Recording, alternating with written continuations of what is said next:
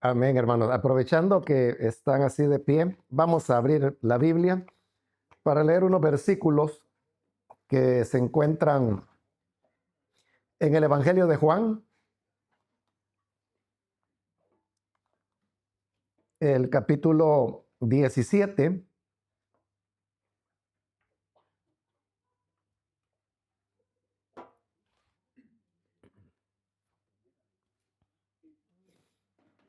El Evangelio de Juan, capítulo 17. Y vamos a leer del versículo 14 hasta el 18, que nos dicen: yo les he dado tu palabra y el mundo los aborreció, porque no son del mundo, como tampoco yo soy del mundo. No ruego que los quites del mundo, sino que los guardes del mal. No son del mundo, como tampoco yo soy del mundo. Santifícalos en tu verdad. Tu palabra es verdad. Como tú me enviaste al mundo, así yo los he enviado al mundo. Solamente eso es lo que vamos a leer. Pueden tomar sus asientos, por favor.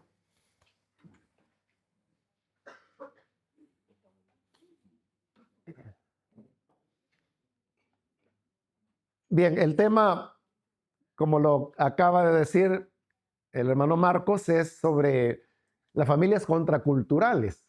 Al hablar de contracultural, no nos estamos refiriendo a que la familia cristiana debe ir en contra de la cultura, entendida esta como las costumbres, la historia, el idioma, las comidas que un pueblo o un país tiene, sino que más bien hablamos de aquellos aspectos que realmente no son ni siquiera específicos de algunos países, sino que corresponden más a lo que hoy se llama la globalización, y cómo el ser humano, por el mismo fenómeno de la globalización, ha llegado a tener ciertas ideas que le son comunes, a pesar de las diferencias de horarios, de identidades puramente culturales, nacionales.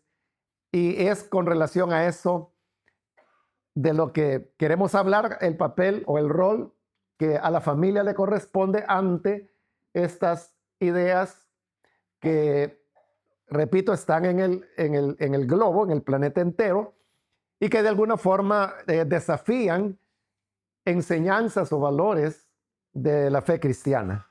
En la medida que vayamos avanzando, usted irá entendiendo más claramente a qué nos estamos refiriendo. Quiero comenzar con un primer elemento que se convierte en un reto para la familia cristiana, y es el tema del consumo.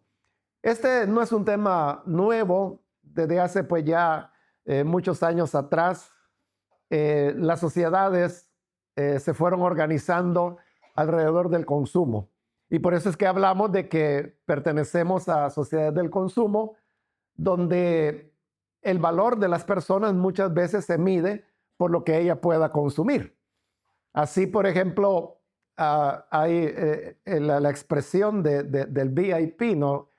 Very important people, que se puede aplicar a cualquier lugar. Hay en los hoteles áreas que son VIP, o pisos a veces enteros que son VIP. A veces en los aeropuertos hay salones que son VIP. Hay restaurantes con ciertas áreas reservadas VIP. Entonces, pero ¿quiénes son los que pueden entrar ahí? En realidad son las personas muy importantes, como significa la expresión VIP, o es aquellos que pueden pagarlo. Obviamente son los que tienen un poder de consumo más alto. Un narcotraficante tiene mucho poder de consumo y puede darse el lujo de moverse por todas las áreas VIP que hay en el mundo, pero no significa que sea una persona muy importante. Es decir, puede y no tiene pues mucha cultura, ni es una persona en su carácter o en su forma de vida que tengan mayor cosa que aportarnos. pero como puede pagar, entonces su valoración le es aplicada aunque no la merezca. A eso me refiero cuando digo que la sociedad de consumo le da el valor a la persona de acuerdo a su capacidad de consumo que pueda llevar.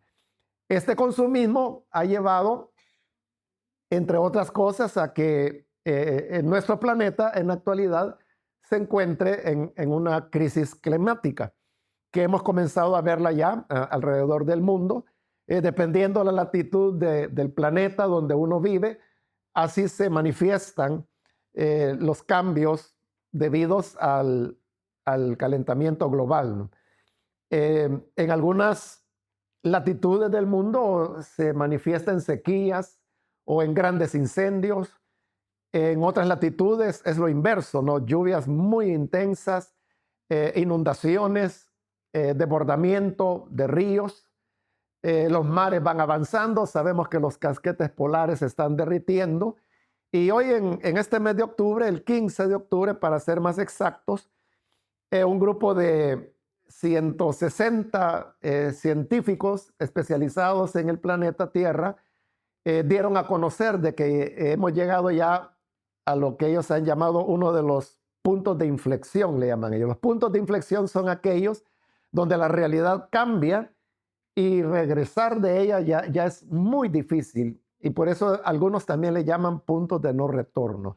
El 15 de octubre ya el planeta llegó a otro punto de no retorno, y es de que han comenzado a morir los arrecifes de coral. Esto ha comenzado sobre todo en las áreas del Mar Caribe, en esas latitudes ecuatorianas del planeta, que es donde la temperatura, las corrientes marinas más han subido precisamente por el cambio climático, y los corales son seres vivientes muy sensibles a los cambios de temperatura. Entonces ellos han comenzado a morir, y si esto no se detiene, de aquí a unos pocos años, muy pocos años, estamos hablando no más de 10 años, se estiman estos científicos que alrededor del 99% de los corales del planeta van a desaparecer.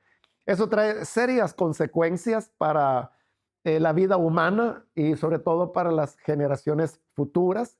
Se calcula que 500 millones de personas dependen, su vida depende de los corales, porque gracias a los corales es que hay pesca de la cual muchos pueblos costeños viven, les da trabajo, el desarrollo turístico, porque hay personas que van por nadar y conocer los corales.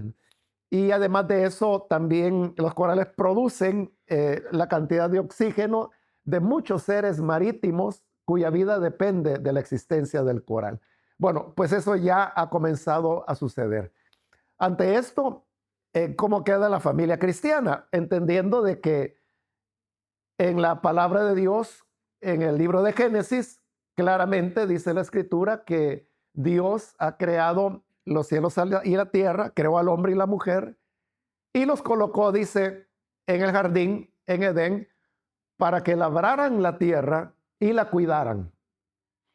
El hombre ciertamente puede trabajar la tierra, sembrarla, puede echar mano de minerales y de otros materiales que son materia prima para todo lo que la civilización humana necesita. Pero el Señor puso un balance y dijo que se podía labrar, pero cuidar al mismo tiempo. El problema es de que el ser humano ha ido más allá, la ha explotado excesivamente, y como consecuencia de eso es que ahora estamos ya enfrentando el cambio climático. Pero dado de que Dios ahí le dio un mandato al ser humano, y es de que él debe ser mayordomo de la creación, debe cuidar la creación. Entonces, uno podría pensar, bueno, estos son problemas de países, de gobiernos, y en verdad las Naciones Unidas pues están incidiendo desde hace ya décadas en el tema del cambio climático sin tener mucho éxito. Existe la conferencia del COP, como se llama, y que se va a realizar en Sudamérica, en Brasil, me parece, si no estoy mal, el próximo mes, en noviembre, donde las naciones se reúnen para tratar el tema del cambio climático. Pero digo, no se ha logrado avanzar mucho en eso porque hay muchos intereses económicos de por medio. Entonces, ante esto uno dice, bueno, si los países del mundo no se ponen de acuerdo, entonces nosotros como familia cristiana, ¿qué podemos hacer? Porque como familia cristiana, uno siente que es nada, ¿no? Con relación a las grandes fábricas, las grandes empresas. Una de las naciones más contaminantes del planeta es China en la actualidad. Y uno dice, bueno, yo estoy consciente de que como familia tenemos un consumo de energía y por lo tanto dejamos una huella de carbono que va a incidir en el cambio climático. Pero ¿qué es lo que yo y mi familia contribuyo en mi huella comparado, por ejemplo, con la huella industrial de China, ¿no? Que es una cuestión gigantesca? Obviamente uno diría, pues no es nada lo que yo hago, entonces no tengo por qué preocuparme. Pero eso no nos exonera de que en la palabra de Dios el Señor insiste en que nosotros debemos cuidar la tierra y debemos ser mayordomos de ella. No obstante, si todas las familias cristianas tomáramos una actitud frente al tema del consumo, entonces algún impacto tendríamos, un impacto mayor que si fuéramos solamente una sola familia. Entonces, a este aspecto del consumo, que es global, debemos anteponer el concepto de la gratitud. Es decir, los cristianos debemos aprender a tener gratitud por todo lo que Dios nos da, ser agradecidos con Él.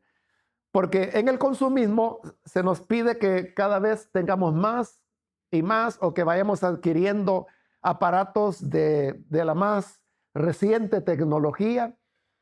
Casi cada año, algunos más están presentando sus nuevos aparatos, sus nuevos electrónicos. Entonces, el consumo nos mueve a tener lo más reciente en tecnología, aun cuando lo que tenemos quizás apenas tiene 3, 4 años y está funcionando muy bien y puede seguir funcionando muy bien durante 6, 8, 10 años más.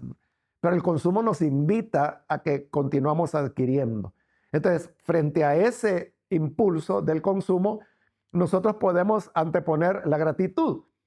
Y la gratitud consiste en agradecer a Dios por lo que tenemos y no ambicionar lo que no tenemos.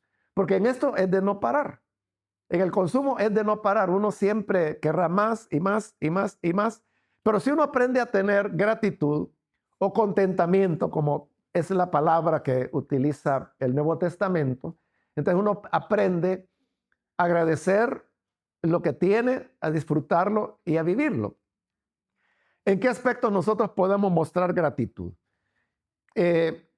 Por ejemplo, una sugerencia, y es solo una sugerencia, es disminuir en la familia el consumo de carnes rojas, especialmente la carne de res. Y esto no es por razones de dietas o vegetarianas, sino que es porque la producción, sobre todo de carne de res, es la que más, una de las industrias que más huella están dejando en el planeta, hablando de huella de carbono. Yo no estoy diciendo que no hay que comer carne, lo que estoy diciendo es reducirla. Entonces, si en su casa usted consume carne de res, no sé, 4 o 5 veces por semana, entonces reducirla a 3 o 2 veces por semana, eso es una contribución importante. Otro aspecto es consumir productos que sean nacionales, que sean producidos en el país. ¿Por qué razón? Porque los productos que vienen de otros países son transportados y puede ser por tierra, puede ser por barco, puede ser por avión, pero todos estos medios de transporte están dejando huellas de carbono. Entonces, si nosotros consumimos lo local y lo de temporada principalmente, eso elimina aquellos productos que tienen que dejar mayor huella de carbono porque son traídos del extranjero. Otra forma en que como familia podemos incidir en la conservación de nuestro planeta, de la creación de Dios, es sustituir las lámparas que tenemos por lámparas tipo LED, que pueden disminuir hasta en un 75% el consumo de energía y producen la misma cantidad de luz que la iluminación incandescente, que consume más energía. Entonces, ese simple cambio es una contribución que como mayordomos de la creación de Dios podemos aportar. Otra medida de gratitud que podemos tener es no dejarnos llevar por las modas, porque la moda es así, la moda es efímera y precisamente ha sido diseñada de esa manera para que la moda vaya cambiando y la gente esté consumiendo todo el tiempo. Pero si en lugar de comprar lo que está de moda y que lo dejará de estar en cuestión de 1 o 2 años, entonces ¿por qué no comprar mejor ropa de buena calidad y que va a durar mucho más tiempo? Entonces, esa es otra forma en que nosotros podemos mostrar gratitud porque tenemos con qué vestirnos y es verdad que no andamos a la última moda de Milán o de París, ¿no? Pero tenemos la gratitud de que tenemos con qué cubrirnos, tenemos con qué abrigarnos. Entonces, esta es una manera como la familia cristiana se contrapone a la cultura del consumo porque está fomentando la cultura de la gratitud a Dios por lo que ya tenemos. Otro aspecto de esta cultura globalizada es lo que se ha llamado el posmodernismo, aunque ahora pues ya se habla de que el posmodernismo también ya quedó atrás y estamos en el postmodernismo, lo que algunos han llamado la cultura líquida. Y se le llama así precisamente porque no tiene una forma definida. El líquido es diferente al sólido. El sólido es sólido, ¿no? Y tiene una forma que no va a cambiar. Pero el líquido se acomoda al depósito que lo contiene. ¿Y qué quieren decir los sociólogos, los antropólogos cuando hablan de una cultura líquida? Están hablando del relativismo extremo, diríamos, que va más allá del posmodernismo, porque el posmodernismo eso hizo, fomentar el relativismo, pero ahora ese relativismo ha ido mucho más allá todavía y por eso se habla de una cultura líquida. Entonces, en esta propuesta global encontramos personas que algunos dicen, por ejemplo, que se sienten caballo o que se sienten perro y andan gateando por la calle, ladrando, gruñendo como que si fueran perros o gatos, dependiendo qué la persona siente que es. Y entonces ellos consideran que se les debe respetar por el hecho de cómo ellos se ven a sí mismos. Ese es un ejemplo. Otro ejemplo es de que como es una cuestión de profundo relativismo, entonces ahora no importa qué pienses tú, qué pienso yo. Si tú crees de determinada manera, está bien, pero yo creo de esta otra forma y eso está bien para mí. Entonces no hay verdad. Porque entonces tú tienes tu verdad, tú tienes tu verdad, tú tienes tu verdad. Entonces hay tantas verdades como personas hay en el mundo. Y la cultura líquida lo que enseña es que uno tiene que ser tolerante hacia las verdades de los demás. Frente a eso, las personas pueden pensar, bueno, yo creo que Alá es Dios. Otro dirá, no, yo creo que el Dios hebreo es el verdadero Dios. Otro dirá, no, yo pienso que Dios es el árbol. Otro podrá decir, no, yo creo que Dios es el plancton de los mares porque de ahí depende la vida humana. Otro podrá decir, no, Dios es el sol. Y todas estas ideas y ocurrencias que las personas pueden tener tienen que ser respetadas como verdad, porque de otra manera uno puede ser catalogado como intolerante o irrespetuoso. De frente a esto que hace la familia cristiana, en verdad, no hay verdad, todo es relativo.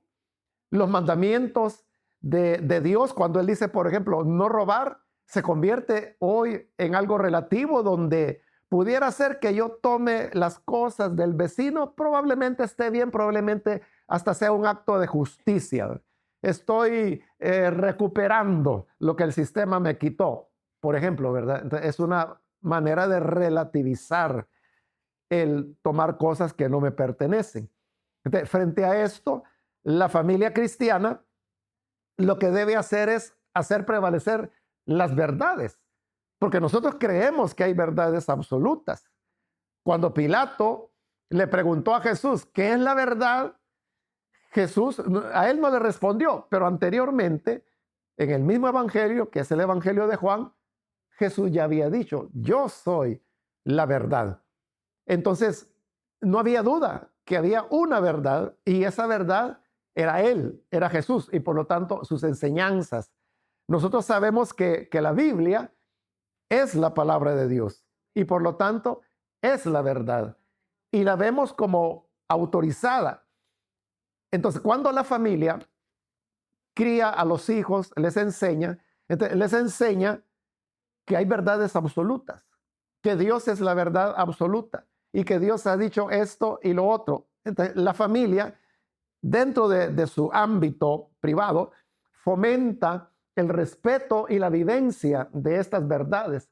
En eso juega un papel muy importante la coherencia, porque los niños absorben todo lo que ven y ellos saben captar cuando sus padres proclaman una verdad, pero viven una situación diferente. Pero cuando hay una coherencia, para ellos la verdad se afirma, de manera que cuando salen al mundo y se encuentran con personas que dicen, bueno, tú crees tal cosa, yo creo lo otro, ellos ya saben de que se están enfrentando a un mundo relativista, de cultura líquida, pero que ellos tienen un escudo, tienen una roca sólida a la cual aferrarse y en la cual tener esperanza, porque sucede que los que tienen la cultura líquida al fin y al cabo terminan creyendo nada.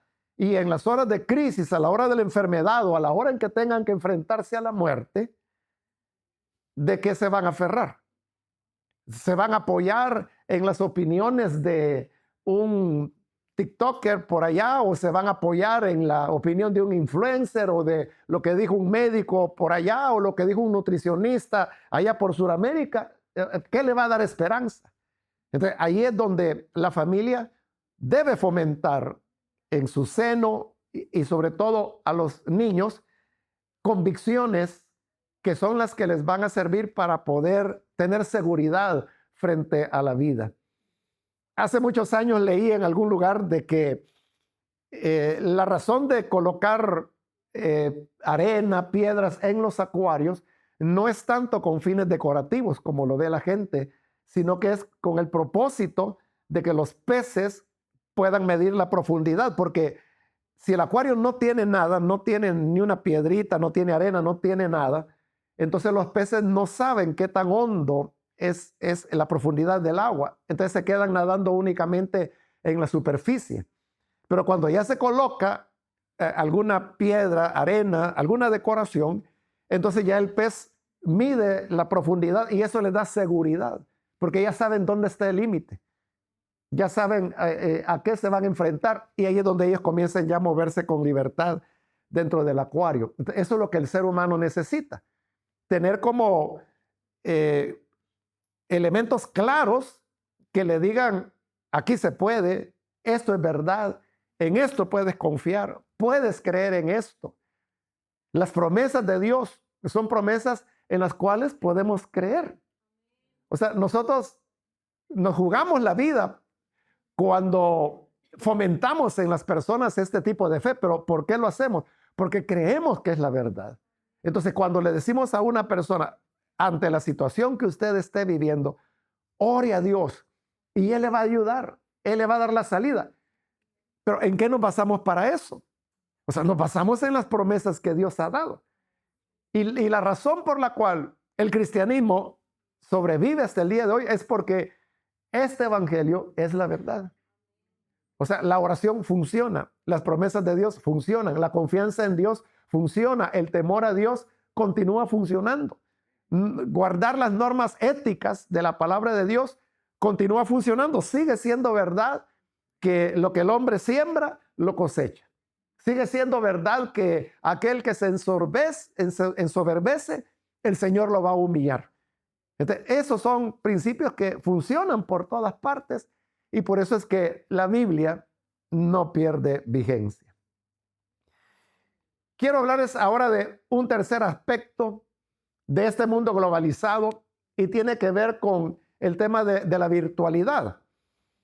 Es decir, hoy aparentemente estamos mejor comunicados porque en vivo yo puedo comunicarme con una persona que esté del otro lado del planeta, puedo tener una llamada con una videollamada donde yo estoy viendo a la persona, ella me ve a mí, tan solo con unos pocos segundos de retraso, pero prácticamente pues es en vivo que uno está viendo a la persona. Y a través de las redes, pues las personas publican fotografías, historias.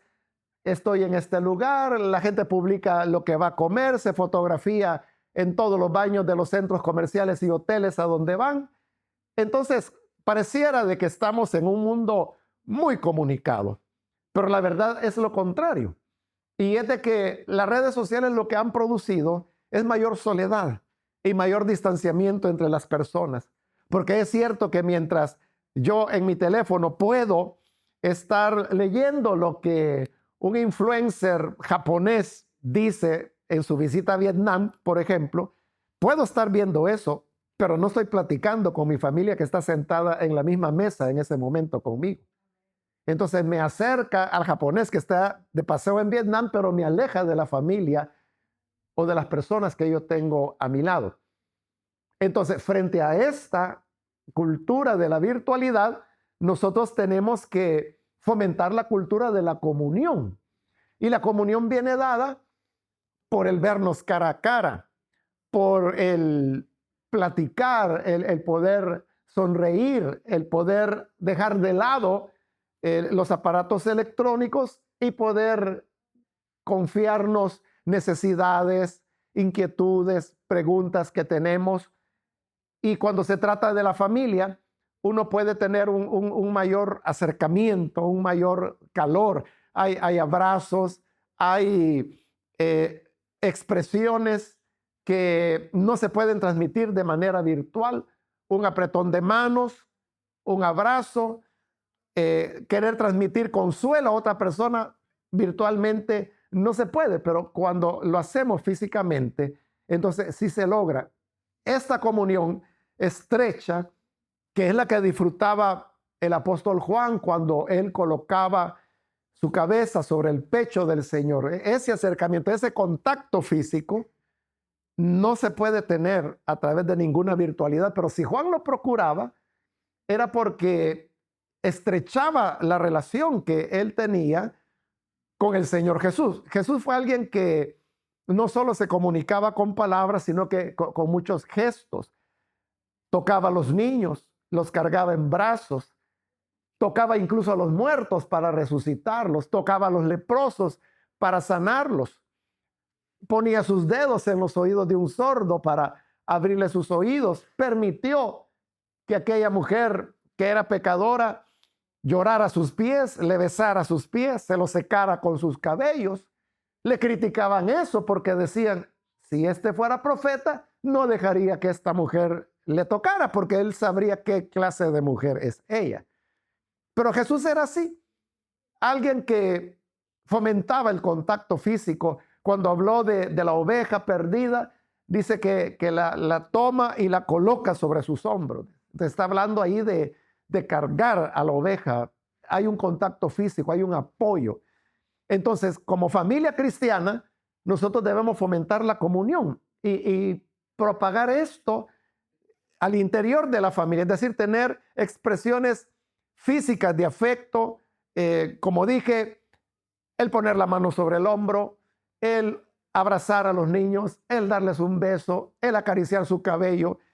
Esta relación no tiene precio y no tiene nada que ver con la virtualidad. Son experiencias totalmente diferentes, pero si nosotros logramos fomentar eso, entonces vamos a lograr transmitir a la siguiente generación las auténticas relaciones, la verdadera comunión que puede haber entre las personas y que no se puede lograr a través de la virtualidad. Un cuarto elemento, hermanos, que quiero mencionar, tiene que ver con también una cultura globalizada, con excepción de muy pocos países, sobre todo los fundamentalistas o socialistas, y es el hecho de que eh, ahora hay una nueva idea, diríamos, acerca de la sexualidad, la cual simplemente se la considera como preferencias, que las personas tienen preferencias, es decir, lo que anteriormente, en años atrás, se consideraban las parafilias, es decir, desviaciones de tipo sexual, hoy simplemente se les da el nombre de preferencias, preferencias sexuales.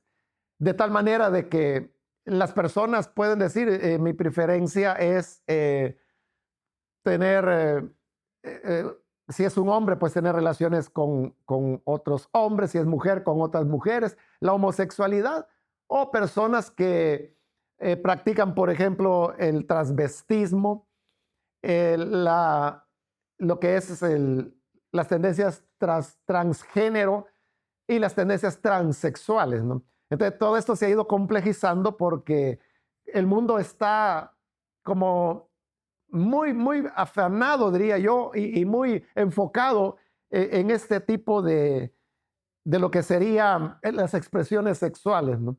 Y esto ha hecho de que la manera del mundo haya ido cambiando, ¿no?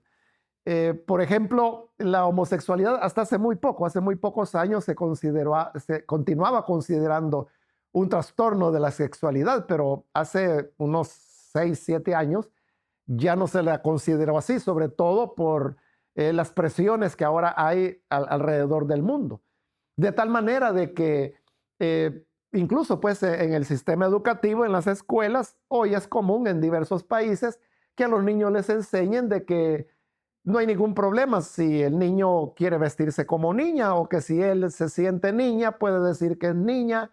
Hay un debate en diversos países sobre hasta qué edad o a qué edad se le puede permitir a un menor optar por un cambio de sexo, ¿no? Eh, es decir, someterse a cirugías, someterse a tratamientos hormonales. Entonces hay un debate, hay países donde ya se ha autorizado que menores, incluso sin el consentimiento de sus padres, puedan tomar la decisión, por ejemplo, de iniciar un tratamiento hormonal para comenzar a cambiar su apariencia. Es decir, que el niño comienza a tener apariencia femenina y la niña comienza a tener apariencia masculina. Entonces, hay países donde existe ya eso, ya está probado que puede hacerlo siendo menor y sin autorización, sin el consentimiento de sus padres. Entonces, ante ese mundo nos encontramos. Entonces, ante todos estos retos, de los cuales usted habrá oído hablar y conocer allá, ¿qué es lo que la familia cristiana debe hacer? Y por eso hablamos de una familia contracultural, porque estamos viendo que la familia se convierte en un refugio contra estos elementos culturales globales a los que estoy haciendo referencia. Entonces, ¿qué puede hacer la familia en este campo? El verdadero conflicto no es como el mundo lo interpreta, como que si fuera una lucha entre homosexualidad y heterosexualidad. O sea, no es esa la batalla, porque muchos así la enfocan. Entonces hay muchos heterosexuales bien intencionados que dicen, es que lo que ocurre es que el homosexual es promiscuo. El homosexual no tiene una sola pareja, tiene muchas. Y eso es verdad, eso está demostrado, ¿no? Pero entonces viene el homosexual y le responde el heterosexual, sí, pero los heterosexuales también son infieles también y sacan las estadísticas. Y hay muchas estadísticas que hablan de divorcio, de infidelidad, de adulterio, etcétera. Pero entonces no es ahí donde uno tiene que meterse. La lucha no es entre homosexualidad y heterosexualidad.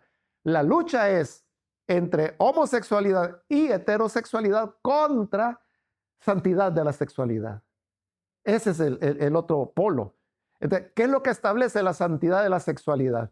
La santidad de la sexualidad es cuando la persona vive una sexualidad de acuerdo a lo que la palabra de Dios da, a sus lineamientos creacionistas, pero a la vez éticos. Y esto tiene que ver no solamente hacia un rechazo hacia las conductas homosexuales, sino también un rechazo hacia las conductas heterosexuales que no se acoplan a esa norma de santidad sexual bíblica. Esta santidad sexual bíblica establece, por ejemplo, que cuando Dios creó la sexualidad, porque Él fue quien la creó, lo que dice el libro de Génesis es que Él creó al hombre y a la mujer. Entonces, eso es uno de los fundamentos. Pero también Pablo, en el capítulo 1 de Romanos, cuando habla de este tema, él califica la práctica de la homosexualidad como una práctica contra naturaleza. Entonces, cuando Pablo dice que es contra naturaleza, está diciendo de que está rompiendo el orden natural de lo que Dios estableció. Pablo es bastante explícito, diría yo, para lo que era su cultura en su época, cuando dice palabras como, por ejemplo, que el hombre, dice, dejando el uso natural de la mujer, se encendió en su pasión para cometer actos que no convienen hombre con hombre. Entonces, estas palabras de Pablo son bastante explícitas para su época. Entonces, lo que él está diciendo es de que lo que él llama el uso natural de la mujer. Entonces, lo que él está diciendo, en otras palabras, palabras muy comedidas para su época, pero a la vez atrevidas, lo que él está diciendo es que hay un diseño natural que Dios ha hecho tanto en el hombre como en la mujer, que incluye aspectos fisiológicos que hacen posible la relación sexual, como por ejemplo el hecho de tener glándulas lubricantes que las tiene tanto el hombre como la mujer, pero estas las tiene en sus genitales, no las tiene en otras vías del cuerpo, ¿no? De tal manera que la misma naturaleza está enseñando de que, por ejemplo, si en la vía anal no hay glándulas lubricantes, es porque obviamente dentro del plan de Dios no estaba contemplada que la penetración iba a ser por esa vía, ¿no? Entonces, y esa es la razón también por la cual hay rompimientos de vasos sanguíneos, y esa es la razón por la cual la transmisión de enfermedades de transmisión sexual se da con mucha más frecuencia en la práctica de la homosexualidad. También se da en la práctica heterosexual, obviamente, pero es un índice menor que el que se da en las prácticas homosexuales. Bien, todo esto lo estoy diciendo no para ponernos a discutir, ¿verdad? De que si el SIDA es solo para homosexuales o si es para heterosexuales, ya sabemos que es para todos. Pero ese no es el punto, sino de lo que estoy hablando es de que si el acto en sí que se practica es conforme al diseño natural de Dios o no. Lo que Pablo está diciendo es que no, que es contra la naturaleza, hablando de ese aspecto. Y luego hay otros pasajes de la Escritura. El pasaje famoso de Levítico, cuando el Señor dice que no vestirá el hombre traje de mujer ni la mujer traje de hombre, esa es una condena al transvestismo. Evidente, ¿no? Claramente está diciendo, o sea, no hay manera más clara de decirlo, ¿verdad? No vestirá el hombre traje de mujer ni la mujer traje de hombre. Entonces, es una condena del transvestismo. Entonces, si Dios condena el transvestismo, ¿qué dirá, por ejemplo, de los que son ya transexuales, ¿no? Que no solamente tiene que ver en la forma de vestir, sino que en características anatómicas. Esa es la situación que vivimos. Entonces, ¿qué hace la familia ante esto? Lo que la familia debe hacer es enseñar y practicar la santidad sexual. Es decir, la relación entre un hombre y una mujer, que el padre y la madre lo modelan y lo enseñan a los hijos. Entonces, los hijos aprenden a las relaciones heterosexuales y los padres hacen énfasis en las diferencias que hay entre el niño y la niña, que hay diferencias físicas, que son las más obvias, pero también hay diferencias psicológicas, diferencias emocionales. Hoy por la mañana yo hablaba, por ejemplo, de que la lógica masculina es muy fría, ¿no?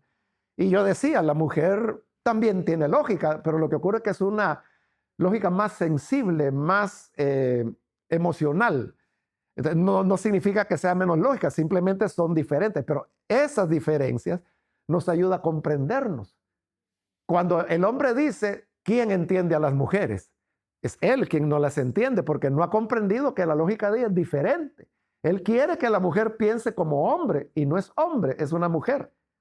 Cuando esto lo enseñamos a los niños, entonces ellos se vuelven más tolerantes, más delicado, diría yo, en el trato con sus hermanitas, si son niños, o con las demás compañeritas de escuela, cuando se enseñan diferencias también espirituales, como lo que vimos en la mañana, ¿no? Que las necesidades básicas, unas son las del hombre, otras son las de la mujer.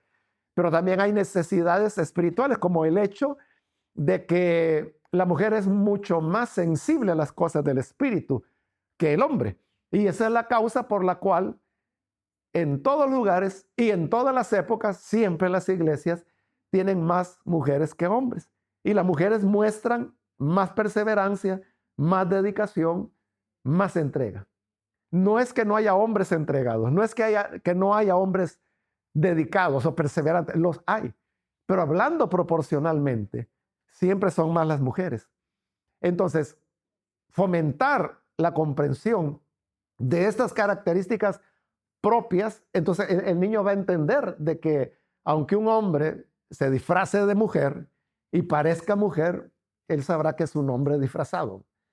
Entonces, de esta manera es que hacemos contrapeso, diríamos, a lo que es esta cultura eh, de lo que se ha llamado las preferencias sexuales. Otro aspecto, hermanos, que quiero señalar es el tema del secularismo. El secularismo no todo es malo, porque una de las cosas que ha logrado, por ejemplo, el secularismo es lograr la separación de la iglesia del Estado. Y esto ha permitido que hoy, por ejemplo, en nuestro siglo, nosotros podamos tener la libertad de decidir qué creer o qué no creer. Antes no era así. Antes del secularismo era el rey el que decidía si su nación iba a ser católica o iba a ser protestante. Y punto, ¿verdad? Y él decidía por todos. Entonces, hoy esa es una ventaja. Pero también el secularismo ha llevado a que la idea de Dios vaya siendo desplazada cada vez más y más de diferentes ámbitos de la vida humana. Pero esto ha conducido al extremo de que Dios ahora se está relegando de la vida familiar, se está relegando de diversas actividades donde antes Dios era mencionado. Entonces, es un avance de la secularización, no es ateísmo. El ateísmo es otra cosa. El secularismo acepta de que existe un Dios, pero porque ese Dios existe, este Dios no tiene que tener nada que ver, por ejemplo, en el campo del Estado, en el campo de la educación, en el campo de lo que son los servicios públicos. O sea, eso tiene que estar fuera. No es que lo está negando, simplemente lo está sacando. Entonces, ¿qué puede hacer la familia cristiana frente al secularismo? Pues vivir una fe fuerte y tener a Dios como centro de la familia. Cuando una familia es cristocéntrica, y es cristocéntrica porque depende de la lectura de la palabra, depende de la oración, depende de momentos de alabanza juntos como familia. Estoy hablando acá de momentos íntimos de la familia, ¿no? Donde se ora, y no estoy hablando de que se va a orar 3 horas, ¿no? Puede ser una oración breve, pero que la familia acostumbra. En algún momento pueda ser por la noche, por la mañana, temprano, no lo sé, como según la rutina de cada uno, ¿verdad? Establecer un momento para una oración juntos. Al momento de compartir la comida, no perder el hábito de comer juntos siempre que se pueda. Habrá un momento cuando responsabilidades laborales, responsabilidades académicas, no van a permitir eso, pero dentro de lo posible, digo, no perder el hábito, o por lo menos los fines de semana, ¿no? Cuando hay menos actividades, menos responsabilidades, fomentar, porque es un momento de compartir, de orar juntos, de dar gracias por los alimentos, de mostrar gratitud.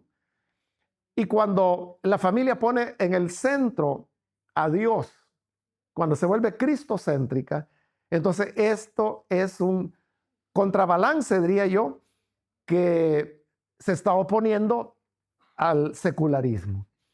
Rápidamente, hermanos, quiero terminar para no dejarlo a medias, hablando del elemento del individualismo, la cultura del individualismo, que es cuando la persona solo se preocupa por su bienestar y no importa el otro.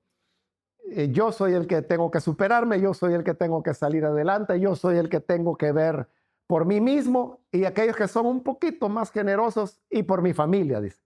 Entonces, el círculo es muy estrecho.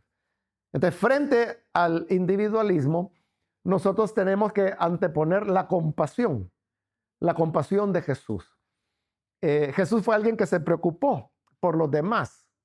Incluso podríamos decir que Jesús vivía en función de los demás. Y eso los primeros discípulos lo entendieron muy bien. También que en el libro de los Hechos encontramos cómo la iglesia de Jerusalén, los que tenían propiedades, las vendían para el dinero de la venta repartirlo entre los hermanos pobres de la iglesia. Pero eso está hablando de una compasión llevada a su máxima expresión, donde hay ya un sacrificio personal que se hace a favor de los necesitados. Pero ellos lo hacían porque estaban siguiendo el modelo de Jesús. Entonces, hoy en día, nosotros también podemos practicar la compasión, en primer lugar, creando conciencia, porque a veces sucede de que nuestros hijos crecen en una burbuja que no es malintencionada, porque como padre uno quiere lo mejor para sus hijos, para sus hijas, entonces uno los cuida mucho, uno trata de que no vayan a ambientes que puedan ser peligrosos o donde puedan ver cosas inadecuadas. Entonces, este cuidado, que tiene muy buena intención, muchas veces hace que estos niños crezcan dentro de una burbuja que los aísla del mundo real. Pero en algún momento, y mientras más pronto, mejor, ¿verdad? Sería de que ellos aprendieran que el mundo no es así, que en el mundo hay niños que mueren de hambre, que en el mundo hay niños que son vendidos por $20, $40 como esclavos, ¿no? Y otros los compran para mano de obra o para prostitución, y esa es una realidad. A veces cuando hablamos de la esclavitud, pensamos en los romanos o pensamos en la esclavitud del siglo XVI, cuando llevaban a los africanos los traían aquí a Europa y sobre todo a América para que sirvieran como mano de obra. Pero hoy en día, en la actualidad, es cuando hay más esclavitud que nunca en la historia humana. Hoy hay millones de esclavos en expresiones, o sea, ya no es como antes, ¿verdad? Que los ataban con cadenas. Hoy son otros tipos de esclavitud, pero la esclavitud sigue existiendo. Entonces, cuando nuestros hijos se dan cuenta de eso, aprenden de que ellos en cierta manera viven privilegios que otros no tienen, para comer. Entonces, cuando se les enfrenta a esa realidad, se despierta la compasión. Yo recuerdo, hermano, siendo muy niño, o sea, yo estaba muy pequeño, no sé por qué mi papá lo hacía, nunca le pregunté, pero yo recuerdo que muy pequeño, cuando él veía una ancianita en la calle pidiendo limosna o dinero, o un niño, él siempre se metía la mano a la bolsa, sacaba un colón, 2 colones, que era la moneda en esa época en El Salvador, pero me lo daba a mí. Y él me decía, llévaselo a esa señora, llévaselo a aquel niño, llévaselo a aquella persona. Entonces era yo quien iba. O sea, yo era muy pequeño, yo creo que ahí tenía como 6 o 7 años, y yo iba, ¿verdad? Y le decía, tome señor, tome señora, tome. Y yo se lo daba y me regresaba, ¿verdad? Y ya nos íbamos. Entonces, pero ¿por qué mi papá? O sea, ¿por qué no lo hacía él? Y si yo lo hubiera visto, yo también creo que hubiera aprendido la lección de la compasión, ¿no? Pero, como le digo, nunca le pregunté, pero hoy, reflexionando y recordando eso, yo digo, bueno, quizás lo que él quería era enseñarme, ¿no? Que hay otras personas que tienen necesidad y que si uno puede ayudarles, ayudarle. Entonces, bueno, eso es como una anécdota, ¿no? Pero que enseña la manera como uno puede despertar compasión en otros. Hay eh, en el mes de octubre, acaba de pasar, esta organización cristiana que se llama Visión Mundial, que está en 130 países del mundo. En el mes de octubre ellos tienen lo que le llaman el ayuno solidario, es un día domingo. Y el ayuno solidario consiste en que ese día las personas que quieran participar, porque es voluntario, eh, se abstengan de un plato de comida, de un tiempo de comida, y que esa comida se la lleven a una persona necesitada, que uno puede encontrar en cualquier lugar. Entonces, eso es todo. Y hay también unas cartillas de meditación bíblica y de oración, que la idea es de que la familia no lea ese pequeño devocional, haga una oración y luego salgan con su plato a entregárselo a alguna persona. Entonces, a eso ellos le llaman ayuno solidario, que es el sentido de Isaías, del profeta Isaías, cuando habla acerca del ayuno. Y que el Señor pregunta y dice, ¿no es este el ayuno que yo escogí? Que partas tu pan con el hambriento. Entonces, a veces nos preocupamos. Hace poco un muchacho insistía y me decía, hermano, estoy haciendo el ayuno de Daniel, me decía. Pero él insistía en preguntas como, ¿qué debo comer? Y fruta puedo comer, y jugo de fruta puedo comer, y cada cuánto. Entonces, pero me insistía tanto en detalles que yo le dije, mira, le dije, a Dios no le importa qué vas a comer o qué no vas a comer o a qué horas lo vas a hacer. A Dios lo que le importa es la sinceridad de tu corazón, el anhelo que tú tienes, porque él tenía una petición especial. Entonces, eso es lo que a Dios le interesa, le digo, que tu anhelo. Y de ahí haz el ayuno como quieras, le decía. Entonces, pero Dios lo que nos dice en su palabra es el ayuno que yo escogí. No es el que dura 7 días, no es el que dura 40 días. El ayuno que yo escogí, dice el Señor, es que partas tu pan con el hambriento. Eso es lo que le agrada a Dios. De cuando esto nosotros lo enseñamos a la familia, lo practicamos como familia. Fíjese esa actividad, ¿verdad? Del ayuno solidario. Es bonito porque los hijos lo aprenden, lo pueden tomar como una tradición para cuando ellos formen sus propios hogares. Entonces, esto se opone al individualismo que impera actualmente alrededor del mundo. Bien, hermanos, aquí termino esto sobre la familia contracultural. Entonces puede ver cómo la familia se puede convertir, como dije hace un momento, en un fortín, en una fortaleza que va a soportar los embates de estas corrientes globalizadoras que ahora vivimos y enfrentamos y nos rodean, que están en la escuela, que están en los medios de comunicación, que están en los deportes, incluso ahora, ¿verdad? Por todos lados uno ve eso. Y que Dios nos ayude a hacer la contraparte, como lo hemos mencionado.